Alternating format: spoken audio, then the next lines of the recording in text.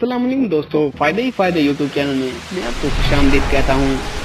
अक्सर औरतें हर जगह शिकवा करना नजर आती हैं कि इनके खामन उनके करीब नहीं आते।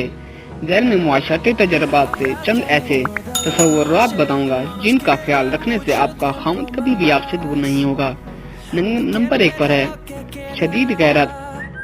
गैरत हर शोहर को मतलूब होती है, लेकिन जब गैरत अपनी हद से बढ़ जाए तो शोहर के लिए अदम एतमाद पैदा कर देती है।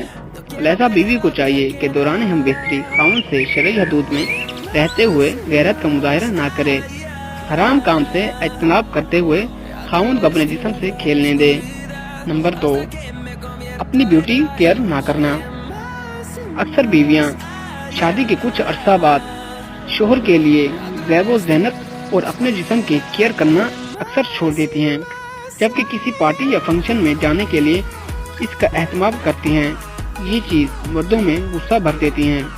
नंबर 3, चेहरे पर हर वक्त तेवरी चढ़ाए रखना। अक्सर चीज जिससे खामन मकबूज होता है वो हम वक्त मुंह चढ़ाने वाली और रसीली औरत है।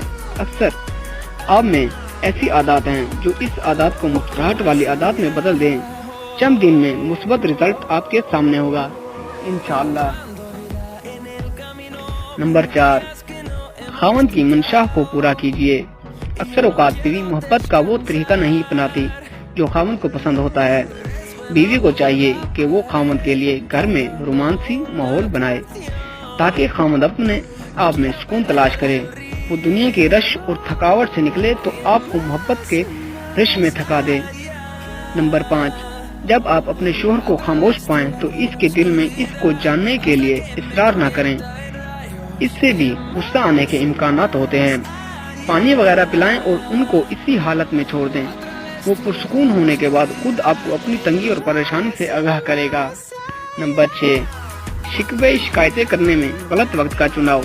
अक्सर बीवियां खावंद के घर आते ही शिकायतों का पंडोरा बॉक्स लेकर बैठ जाती हैं। बिला शुबा शिकवे शिकायतें इंसानी जिंदगी का हिस्सा हैं, इनसे किसी को मुफर नहीं।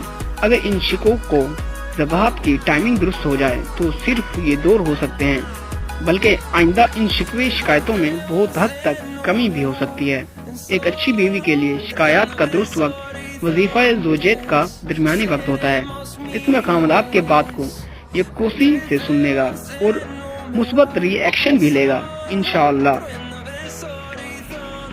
याद रखें कि अज़दवाजी ताल्लुक ही आपकी कामयाबी जिंदगी की असास है। कोशिश कीजिए कि अज़दवाजी ताल्लुक में हर वो काम कीजिए जो आपका शोहर पसंद करता है, हत्ता कि वो किसी हराम फेल का मुतालबा ना करे। खामद को अपने जिस्म से भरपूर फायदा दीजिए। बिला शोबा आप इसके लिए लिबास हैं। बीवी बनने से पहले इसके राजदारों दोस्तों से ना गुरेज करें। अगर आप ऐसे तसव्वुरात इसको मुहैया करेंगे जिन्हें वो पसंद करता है और इनके नापसंदीदा तसव्वुरात से गुरेज करेंगी तो इंशाअल्लाह आपका खामद आपसे मोहब्बत ही नहीं, इश्क भी नहीं, बल्कि इश्क मोहब्बत की आखिरी फॉर्म तक जाएगा।